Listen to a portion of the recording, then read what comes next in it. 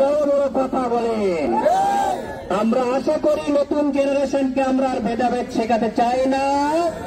আপনি এলাকা থেকে ঝাড়ুপিটা খেয়ে এসেছেন, এখানে এসে নতুন করে জনরসের মধ্যে পড়ার আর চেষ্টা করবেন না। আমরা আপনাকে আবারও বলতে চাই এই মিডিয়ার মাধ্যমে, আমাদেরকে আমার সম্পর্কে, আমার বাবা সম্পর্কে মুক্তিযুদ্ধের কি অবদান ছিল আমার এলাকায় খোঁজ নিন। আমার বাড়ি কপিলমুনি, যেখানে মুক্তিযুদ্ধের ঘাঁটি ছিল। আপনি নতুন করে টানাটানি করেন না। আপনি বলেছেন হোল্ডিং নাম্বার নাই। আপনাকে যে করোনা দেওয়া হয়েছে একটা দল থেকে, সেই দলের নেত্রীরও কিন্তু হোল্ডিং নাম্বার নাই। সেই দলের নেতারও কিন্তু একটা হোল্ডিং নাম্বার নাই। আপনার নিজের যোগ্যতায় কোনো হোল্ডিং নাম্বার হয় নাই।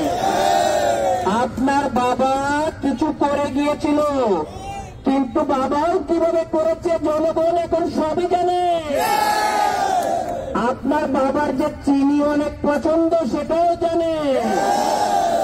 আপনি যে অত্যন্ত ঘুম ভালোবাসেন, মাঝে মাঝে কিছু খাওয়া দাওয়াও করেন, সেটাও জনগণ জানে।